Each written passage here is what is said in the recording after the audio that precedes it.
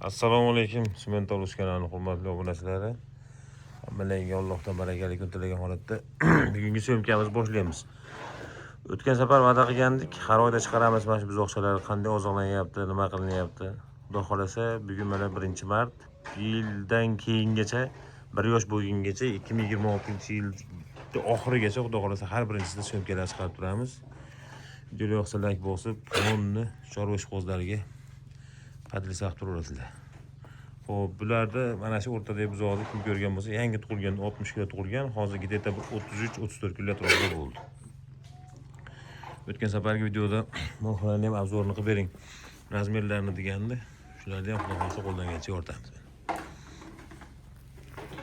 Bular molxonamiz uzunligi, xo'p, 30 metr. Mol turadigan joyi o'tvoldan duvolgacha 4 metr. Mana shu yerdan bu yoqqacha mol turadigan joy 220. G'ishlarga ham e'tibor berib bo'lgan bo'lsa, oldi tarafi katta g'ish qo'yilgan butuni, orqa tarafiga mana spesialniy maydasidan qo'ygan. Chunki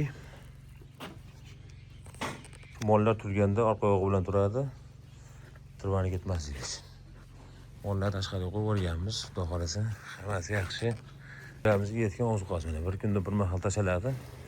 Bu har kuni kechqurun tashaladi. Bu kecha kechqurun tashalgan yem. Xohlagan mahalda kelib yeb ichib ketaveradi. Silyosga yemni chiroyli qilib aralashtirib tayyorlab qo'yiladi mana. O'rtacha hozir bir kunda bitta sigir, xo'p, 7 kilo atrofida yem yeyapti. Qo'yg'i suyug'iga, xo'p, 27-28 litr atrofida sut beryapti. 27 dan tushgan yo'q. Somonni holatini ko'ryapsizlar. Aralashtirib qo'yilgan. Xo'p. Mollarning holati juda ham yaxshi holatda. Etlari hamma yo'g'i joy-joyida. Bundan qolgan ostatgani o'g'onachilarga beramiz. Bular mana oldi mana shu o'tgan yil 12-mart kuni tug'ilgan. 12 kun bo'ldi tug'ilganiga. Bu 26-fevral tug'ilgan buqamiz. Mollar 1 yosh bo'lgan, o'zi qochishni boshladi. O'g'onachilarning holati. O'dim, men o'zim kech qolib ketdim ro'zalik uchun. O'z iftorlikka ozgina vaqt qoldi, imkon darajasida. Keyingi safarga xudo xolasa tortamiz. Yaxshi o'zgarish xudo xolasa. O'tgan safar nima anaqa qo'ysak, o'rniga pandani qo'ydik, bunga jumoyni qo'ydik mana. Haqiqiy qahramon. Internetda, Instagramda 3 million marta men ko'rilgan videosi. 60 kilo tug'ilganmiz. Xo'p, bularga birinchi tug'ilganda o'g'ustuni kamida 4 litr atrofida ichgan. Jovesini 10%ni, misol 30 kilo tug'ilgan bo'lsa 3 litr, 40 kilo tug'ilgan bo'lsa 4 litr. Voy, 2 mahaldan sut beramiz bularga. Ertaman 3 litr, kechqurun 3 litr. Hop, hozir bularni o'g'onachim bilan bunisi 2 oylik bo'ldi. 2 oydan o'tdi. 65-63 kunlik bo'ldi. Bular 1 oydan kichkina. Ko'ryapsizlar, 1 oylik kichkina bo'lsa ham qoladi. Ularga tashab qo'yilgan ozuqalarimiz mana. Shu buzoqlar uchun spesialniy chiqarilgan rizq bor ekan. 1 kilosi 12 ming, 13 ming so'm atrofida turadi. Buni tarkibida juda ham buzoqlarning o'sishi uchun kerakli vitaminlar, makroelementlar hammasi bor va bedan 3 sm tashab qo'yilgan. 15 kundan boshlab suv qo'yib qo'yiladi. Oz-ozdan mana qilib yemlarni yeb katta qorin rivojlanadi. Buni xudo xolasa keyingi videolarda ham batafsil qilib tushuntirib o'tib ketamiz. Shaqlarni chiroyli qilib kuydirib qo'ydik hammasi. Onani tepa tomonini xudo xolasa bu yil qishda vaqt bo'lmadi. Srojnoy ketgan uchun salafan qilib qo'ydik. Endi mana shu yerga quyosh o'tkazadigan narsa qo'yamiz. Shu bu yaxshi zo'r bo'lar ekan.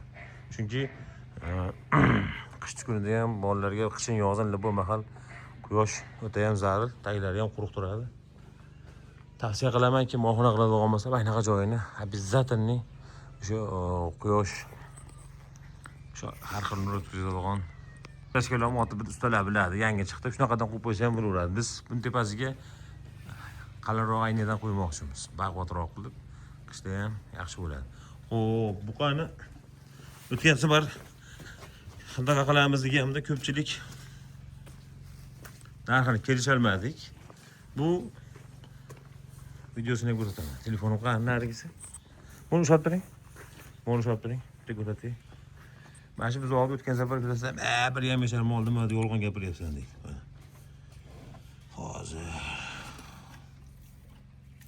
katta qoldi. Buzoqcha ko'rinyapti. Buzoqcha ko'rinyapti.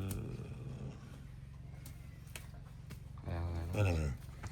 10. Bu kamera bunga qaradi.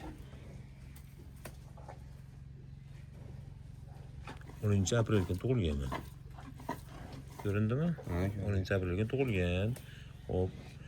24 aprel kuni birga qadalyapti mana 523 ko'rindimi? 523 mana. 2025-yil 24 aprel kuni. Mana o'sha xullas 10 aprel kuni 1 yoshga to'ladi.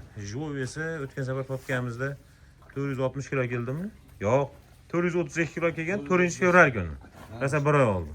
Hozir 450 kilo atrofida 31 million qilishib bermadik. Xudo xolasa endi buni ko'rsatamiz. Buni o'zimizga keltirib, shu 1,5 yoshga borib bormasam, 3 oy to'lab boqsak, 14-15 oylasa, sira so'yladi. Buni o'g'li amakimga o'xshab kuch kelsin, tishi yorsin. Xudo xola, ammam aytgan deyilmaydi. Sira so'yib turib, buni yevorladi, yumshoqligida go'shini. Jonivor zo'rmi? Ol holatini ko'ryapsizlar, qana holatdaligini. Ularga o'sha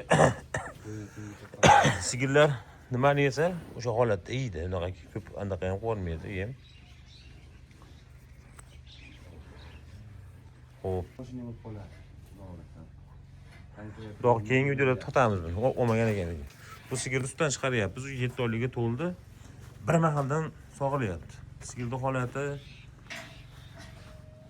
sredniy holatda. Chunki buni eti zo'r emas, sutni vashi zo'r berib boradi. Kim bilsa, misol sut ko'p beradigan mollar, sementallar. Sal et sal ozg'inroq turadi. Keyin farqlar semental bilan sut va go'sht yo'nalishdi. Farqi sut yo'nalishidagi sementalda oyoqlari uzunroq, bo'ylari ham kengroq bo'ladi. Go'sht yo'nalishidagi kaltaroq, bo'ylari ham nisbatan kichikroq. 500 kilogacha bo'lgan semental sigirlar go'sht yo'nalishida, 500 kilo tepasidagilar sut yo'nalishida bo'ladi. Bu o'rtacha bir yilda bir 8 ton atrofida sut beradi. Hozir nechinchi sinf tug'yapti? 3-sinfmi? 3-sinf tug'adi. O'tgan yil ham shu yangi yildan keyin tuqqan.